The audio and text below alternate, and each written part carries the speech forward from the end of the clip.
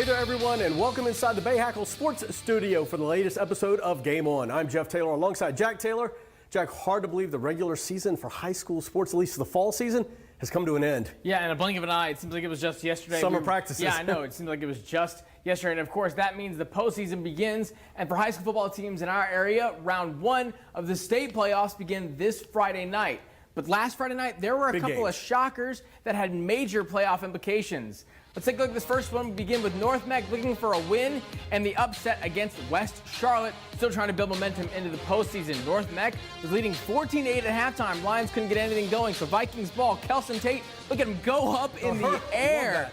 But fortunately, you can't do that in high school, so it's going to come back. But don't worry, a few plays later, Zion Haley dropping back, airs it out all the way to Sadat Grant, who somehow catches it in traffic, brings it in, puts it in prime field position. So Vikings in red zone play now, but they're backed up with a couple more chances. You see the running back try to pop out here. He's coming right to your living room, doing everything he can to get into even better field position on the goal line with a little bit of celebration there at the end.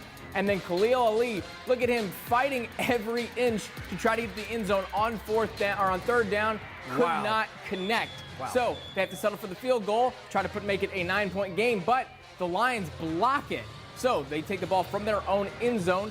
They can't get anything going. They fake a punt here, and disaster on that attempt. Miscommunication as Keelan Shelton scoops it up and takes it the other direction. They had actually tried to fake punt earlier, and they converted, so that was second on the drive. Okay, got it. So Isaiah McKee, a few plays later, he's going to power his way to the end zone right on the goal line to make it 20-6. That's surprising. North Meck.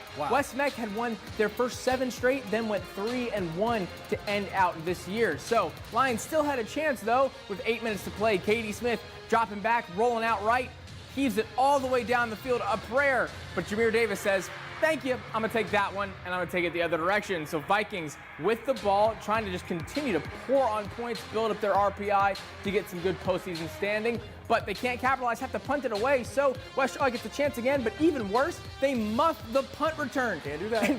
They get the ball back. Vikings, again, just able to try to close this one out. Lions look pretty in pink, but that scoreboard was not pretty for them as the Vikings beat West Charlotte 34-8, propelling them into the postseason. We'll get to that in a little bit. That's a shocker. So on we go. It was senior night for the Mavericks in Marvin Ridge. I have to tell you, you couldn't ask for a better night for high school football in that area. And not a better start for Marvin Ridge. Mavericks quarterback Evan Metters in the shotgun. No one to go through, so he decides to keep it himself. He's off to the races. The long run, he gets tackled at the 2. A few plays later, once again, Metters will call his own number. He takes a snap, rolls to his right, dives for the end zone, and watch the flip into the end zone. That was for the touchdown. Now, after a few stalled drives, the Weddington Warriors offense, they get going. Tyler Budge is going to step up in just a minute. However, Metters was celebrating. He was having fun on the night. These are the 2 quarterbacks representing North Carolina for the Shrine Bowl. Yep. Tyler Budge airs it out. Keenan Jackson, who makes the nice contested catch in the end zone. The Warriors would tie it up at 7. But Marvin Ridge says, anything you can do, we can do better. We're going to go through the air. Evan Metters, the quarterback, the pass to Mark Arthur, who had a step on the defense. He would get the score. Marvin Ridge would go on to win this one and upset Weddington 24-20. So let's take another look at the Queen City Conference. Huff at the top, but Chambers and Mallard Creek were still battling out to try to get second place and a safe spot in the postseason. So Mallard Creek trying to come on the road and get a tough win. Trey Robinson for Chambers, putting his skills to work early. Doesn't like what he sees downfield, takes off. He's going to get to the sideline, juking one defender out of his shoes. Can't evade the second one, but still picking up a huge chunk of yards. They would find their way into the red zone, but not the end zone. 4 plays and 4 big stops from the Mallard Creek defense. Jerome Triplin bringing the hammer down as he engulfs Robinson way back in the backfield. Turnover on downs. Mavericks with the ball. Cale Knight fumbles the snap, and the Chargers and Chambers get to take it the other direction all the way down to their own red zone, putting themselves in great field position. So Robinson says, let me try this one more time. I'm not going to go through the ground this time. I'm going to take it through the air. He's going to find Armand Wright in the corner. Somehow goes up the defender around his neck, but the touchdown would be called back. They had about 5 false starts and holding plays on this drive, and that one will bring it back. But don't worry, Braylon Vincent, the big man touchdown, piling his way into the end zone. He's going to shrug his shoulders off, and he had a message for the Creek boys after scoring that one. Couldn't see it in that spot, but he's going to show us again. Creek versus everybody. Don't know where he got that Where shirt you get from. it? That's what I want to know. But that message was delivered back to center because it was Mallard Creek the rest of the night. Mallard Creek wins a big one on the road, 21-6. Congratulations to Coach Tinsley. That is a big one, obviously. Okay, so to help us break down a little more from what happened this past week and look ahead to this Friday night where we start the playoffs, we're joined by Reggie Walker of Bay Hackle Sports. You can catch every Friday night on our Bay Hackle Sports Game of the Week. Now, Reggie, let's start by talking about the game this past Friday night seen on BayHackleSports.com. We knew it was going to be a big battle, Lake Norman and Mooresville, and it actually turned out to be a little bit more lopsided than we thought. Yeah, guys, I was actually surprised to see that score turn out the way it is. This is the Lake Norman football team that they continue to battle and fight for 4 quarters, and you thought they would have a little bit better of a performance. But what you eventually realize, this is a Mooresville football team that is really good. That 10-0 record is a message to everybody. They do it in so many different ways. I think with their discipline on defense and the scheme, it's one thing. And then at quarterback on offense, Brody Norman, I don't think he gets enough credit for how good he is in terms of decision-making, understanding the situation, pocket presence and poise. All of those things he handles really, really well. They've got a 3-headed monster in the backfield with Baker, McCombs, and Heel as well. They've got playmakers on the outside. Joe Nixon has a flat-out really good football team. Not just a bunch of players, but a really good football team. Agreed. So, hey, this coming Friday night, we kick off round 1 of the state playoffs. A lot of good matchups are on tap. We think our Bay Hackle Sports Game of the Week will be Independence traveling to Lake Norman. Reggie, what can we expect to see in this one? This one could be a pretty good ball game. Yeah, I think so. I mean, this could be an absolute dogfight again. This is a Lake Norman team that's going to fight and scrap and claw. They're facing a different challenge than they faced last week with this Independence team. Independence, they're going to spread you out a little bit more with this offense, attack you in some different ways. I think Justin Little, as good as Brody Norman is, I think Justin Little gives you a little bit more fits with his feet, as much as he does with his arm, but I think he gives you more fits with his feet in this offense. DJ McFadden Jr., the head coach at Independence, he has seen this movie before as a player. Remember, if memory serves me correctly, he did not lose a football game as a starting quarterback in high school. So he understands what the playoffs means. He understands how to ratchet this thing up. And guys, I'm telling you, if nothing else, do yourself a favor and go get a chance to talk to Coach Oliphant at Lake Norman and or Coach DJ McFadden at Independence. These are 2 of the best personalities you're going to find that love their kids and love their programs. Guys that are coaching, if not at the school they went to, right, which is DJ McFadden, or close, right, which is Coach Oliphant being at Lake Norman, having spent some time also at Mooresville. But these are 2 coaches that are passionate about what they do, passionate about the kids, 2 really, really good fan bases that understand the tradition of winning football. I'm looking forward to this one. It doesn't hurt when you have some coaches that have some Twitter fingers as well. They make sure that they talk a little bit, so we'll see if there's any of that this week. There we go. Now, Reggie, let's do some rapid fire as we get your thoughts on just a few more games. What about Charlotte Catholic at Myers Park? Myers Park is peaking at the right time. I love what Coach Chris James and that staff have done over there. He's got an excellent staff, really good kids. They continue to grow and develop and get better. This was a team, remember, we saw them the first week of the season over at Memorial Stadium, and they were trying to figure it all out. New coaching staff, some new players as well. They were trying to figure it out. They lost that game to Charlotte Christian, and now you look up, and this is a team peaking at the right time. Catholic, always a good football team as well. Jack Larson and the bunch over there on the field, they do an excellent job. I think this is going to be a fun one to watch. And final game for you, Mallard Creek, who travels to Marvin Ridge to take on the Mavericks, and both these teams with big wins this past Friday night. What do you think about this one, Reggie? This is going to be really, really interesting. Evan Metters as a player at the quarterback position, they go as far as he goes. And when he's not there and he's not playing great, they're going to struggle. And that's just unfortunate, but that's how it comes down. That's the way, as they say, the cookie crumbles. That being said, Kennedy Tinsley and Mallard Creek, I don't know that there is an unequivocally better schematic defensive staff in this area than those guys. Maybe Huff. They're really good. Chachi Sullivan does a great job.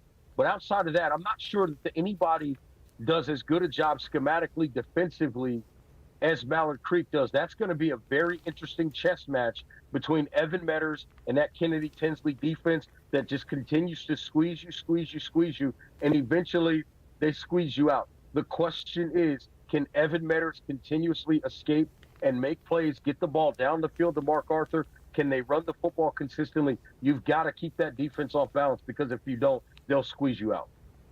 Well, as usual, Reggie Walker, thanks for your time. Looking forward to hearing the call this Friday night, our Bayhagel Sports Game of the Week between, like I said, Independence and Lake Norman. We're still working on that. You can catch it live on BayhagelSports.com this Friday night. Reggie, have a great week, and we'll look forward to seeing you on Friday night.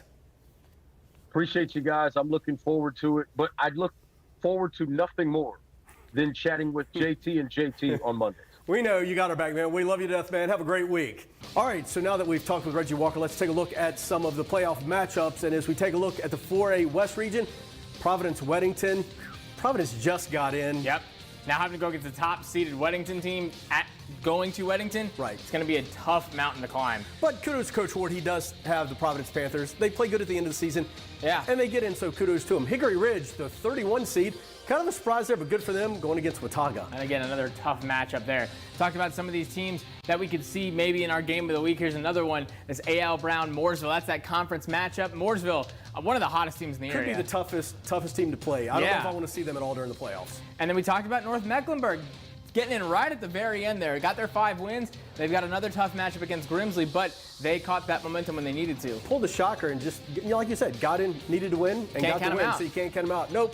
On we go. Asheville, the 28th seed. They're going to take on the Huff Huskies. Once again, that 28 versus 5, but another big team from our area who could make some noise in the playoffs. Absolutely, and same with Butler as well. Absolutely. Their RPI put them really high up in the rankings this year, putting them in that 6th seed. That win against Independence last week certainly didn't hurt. So they're going to be hosting Alexander Central, and they're going to see what they can do as Coach Hales tries to continue that team into the playoffs. Yep, the 4A West region looks tough. Continue. Here could be a fun one. And listen, Myers Park is good, but Charlotte Catholic, I think, could pull the upset. I mean, that team is strong, but they just don't start fast. And against Myers Park, you better start quick. And they had their season set up pretty well for them, whether it was on purpose or not. You get that bye week at the end of the year, so you get that extra week to prepare. Some teams like it, some teams don't, so it'll be interesting to see how they come out of the gate. Like I said, Myers Park starting off real hot. The entire Southern Carolina Conference got into the playoffs this year. Really? The entire conference. So you have an interconference matchup. Cuthbertson going to their bitter rivals against Porter Ridge at home. So that should be a really interesting game to watch as well. It'd be a tough game for Cuthbertson, but Porter Ridge, they play good ball. They good play ball. Independence, we talk about DJ McFadden and how much I love him and the culture he set there.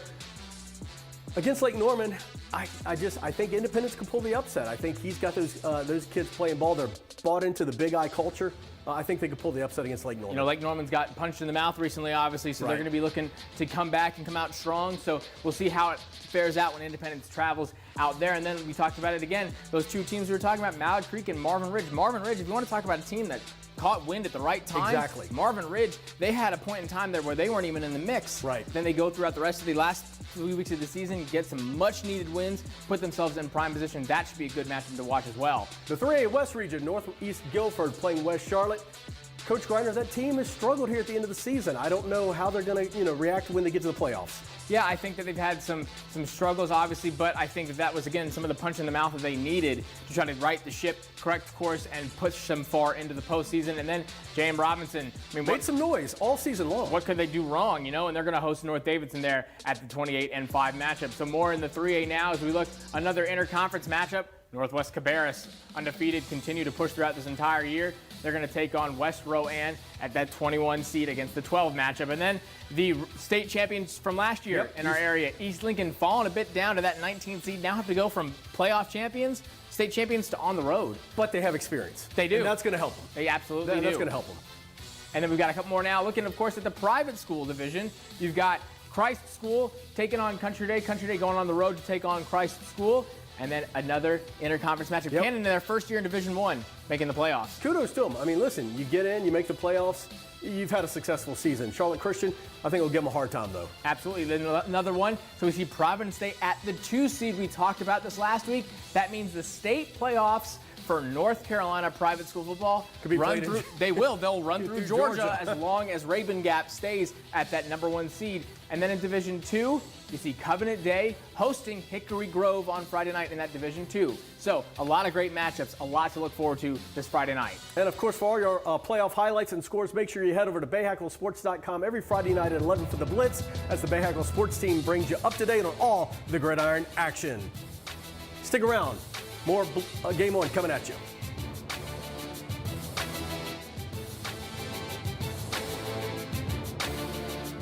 Game On BayHackleSports.com is brought to you by Blue Cross and Blue Shield of North Carolina.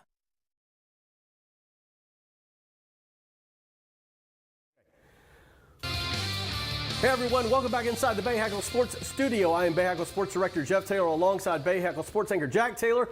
We've talked football and all the playoff action that's set for this coming Friday night, of course. Yeah, but now we're going to turn our attention to boys soccer. More playoffs? They're starting their state playoffs this evening with a number of teams in the Queen City and surrounding areas. Set to make a postseason run, it's time to enter the Goal Zone Playoff Edition.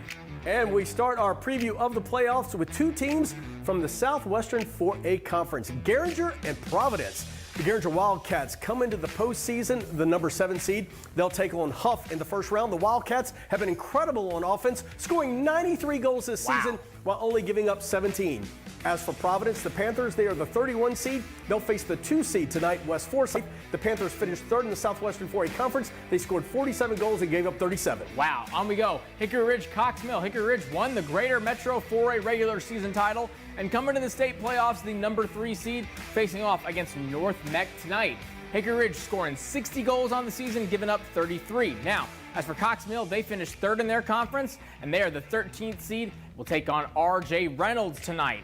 The Chargers scored 33 goals on the season while giving up 23, and they're riding a 2-game winning streak as they enter the postseason. Lake Norman is in the postseason this year. They finished second in the Greater Metro 4A Conference, just a game ahead of Cox Mill, who we just talked about. The Wildcats enter the postseason as the #11 seed. They're going to face A.L. Brown in the first round tonight. They too enter the playoffs riding a 2-game winning streak. Lake Norman has scored 63 goals on the season, the defense giving up 24 goals. Another conference with multiple teams in the playoffs is the Queen City 3A, 4A, as Hopewell and Huff play in the postseason. Hopewell, the 8th seed in the West bracket, taking on East Forsyth in that first round, and the Titans will be a tough out. They were potent on offense, scoring 102 goals on the season, only giving up 24. They were top in their conference, and as for Huff, the Huskies are the 26th seed and will face Garinger in that first round tonight. That should be a good one. Huff finishing second in their conference, pretty strong on offense all season as well. Exactly. On we go. Now we'll check in on Weddington and Marvin Ridge, both from the Southern Carolina 4A Conference. Weddington finished the season second in the conference. They come in as the 10 seed for the postseason, and they'll be facing the Mavericks of Marvin Ridge. Now let's take a look at Myers Park as well. They're in the playoffs, the 14th seed in the West, taking on Northwest Guilford tonight. Guilford is the 19th seed. The Mustangs finished this season in the second spot of the South Meck 4A Conference, just behind Audrey Kell. Myers Park on the season scoring 52 goals while only giving up 11. And then again, entering that on a 2-game win streak. Talking about Audrey Kell, though. Yep. Meanwhile, Audrey Kell, the final team we'll check on. They get to the playoffs. The Knights enter the postseason, the #5 seed in the West, and they'll take on Parkland, who's the 28th seed. AK finished first in the South Meck 4A Conference. They scored 69 goals this season while they only gave up 16. They enter the postseason on a 2-game winning streak. So, good luck to all the soccer teams out there as they start their playoff runs as we bring it in to the Goal Zone. And of course, we'll have that Goal Zone playoff edition when we return next week. But speaking of running, the state regionals were held this past weekend here in Charlotte.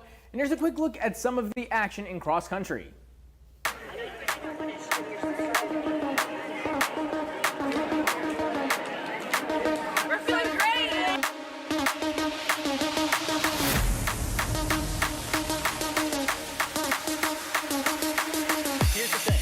Go into this today, and we all run for ourselves, we run for each other, okay? It's gonna be special, regardless of the result, okay? Believe in each other, run a hard race, leave it all out there, take a risk early, forget after. So let's go. You ready to go? You ready, Creek girls?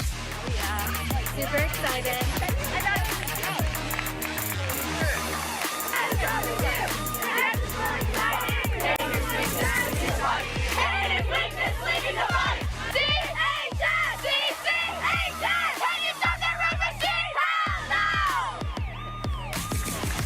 Nice on three! Nice on three! 1, 2, 3, nice!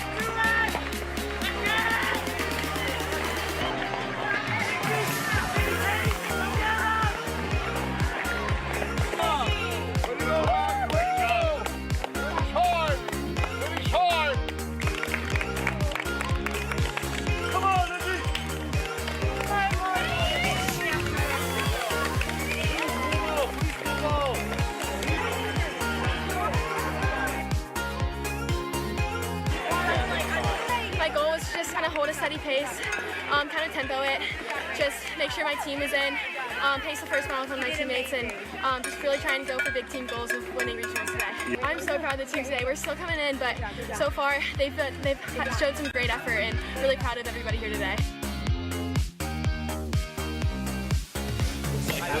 You guys ready to go?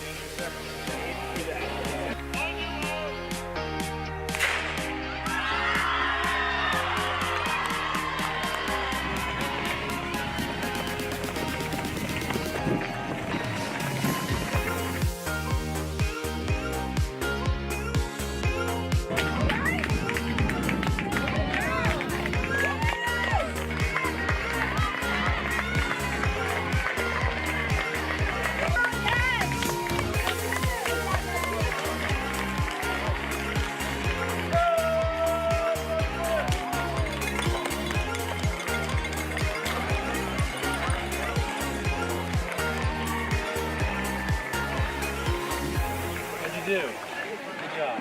Your 2023 4A West Regional Champion with a low score of 48 points go to Audrey Kell High School. And your 2023 4A West Regional Champion with a score of 71 points, Myers Park High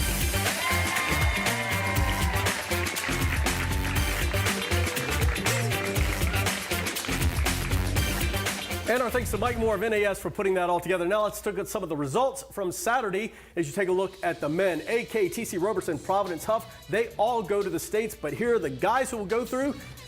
I'm sorry, can I try number one? Look, congratulations to him. He's going to have his name on a trophy, exactly. And I'll be able to see it there. And those are the other 7. That's the 7 that will also go, the individuals who go into the States. Then the women, Myers Park, tough, man. They had some tough runners there. Audrey Kell came in at 2. TC Robertson at 3. Charlotte Catholic came in at 4. And here are the 7 young ladies. You heard from Mary Bonner Dalton from Myers Park. Myers Park second with Molly Barber. But congratulations to all of those. They will head to the States, and that is, I think, next weekend around November 3rd and 4th. Hey, stick around. We still have more for you on Game On. Coming up next, we'll tell you about a group of student athletes from the Queen City who are looking to help another team off the field. Stay tuned. More Game On coming at you next. Game on BayHackleSports.com is brought to you by Blue Cross and Blue Shield of North Carolina.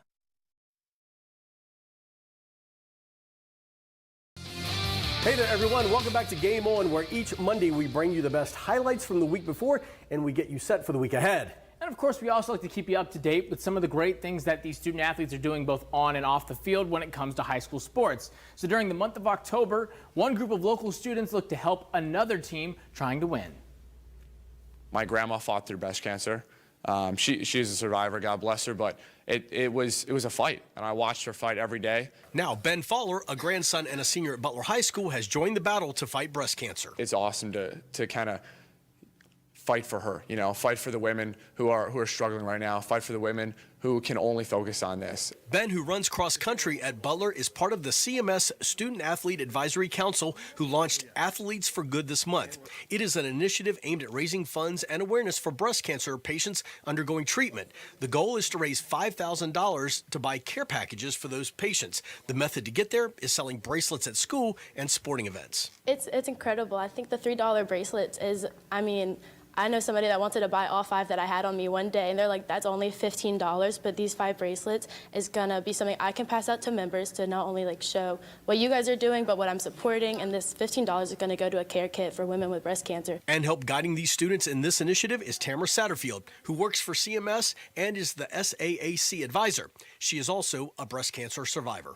You know, to have student athletes get behind this, it just shows a different side of what we know about them. And a lot of times we see these students on the field or on the courts or in their various sports, but we don't really get to see the heart of these students. And this is an opportunity for them to shine outside of that. And it's just so cool to see students step up, especially student athletes. Absolutely. And make the impact. Yeah, they're more than just athletes. They're students as well. That's their core, and that's always good to be reminded of. And I know Tamara Satterfield, she means a lot to those kids. Hey, stick around. We have one more segment of Game On coming up next. We'll tell you all the action you can catch next week on BayHackleSports.com. We'll be right back as Game On rolls on. Game On BayHackleSports.com is brought to you by Blue Cross and Blue Shield of North Carolina.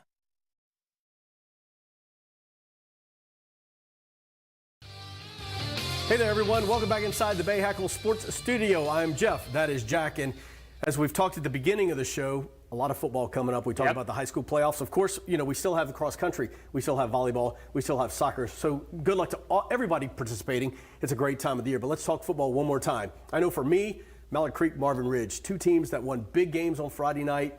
They come in with some momentum. I'm excited to see that game, especially how Coach Tinsley kind of brings it all together. I mean, he has Creek boys, they're playing strong. So I think that Marvin Ridge and Mallard Creek game for me is one I'm excited to see. Yeah, look, Mallard Creek's had probably arguably the toughest schedule around with all the teams they've had to play from out of state as well as the teams in their own conference. So it's going to be big to see how they go to the playoffs. And like I said, Marvin Ridge, that whole Southern Carolina conference is a tough one. So it's interesting to see if their woes at certain points of the year were just because of how difficult their schedule was as well, or if it just was a matter of, like you said, the way Metters plays, how up and down they go. For me, Myers Park Catholic, that's the one I'm watching. That is a classic matchup here in this part of the state as well. You know, both of those teams in those communities. 2-story teams. Of course, and of course with brand new head coaches, both in their first year, Chris James and Matt Riley, both done great things with their historic programs. So to see how those two go head to head, it's going to be a chess match like we talked about. Very interesting to see. And of course, whenever you have a game like that, it's going to always be fun for bragging rights going forward. You have those 2 schools, big campuses, big student sections. So it'll be interesting to see how it goes down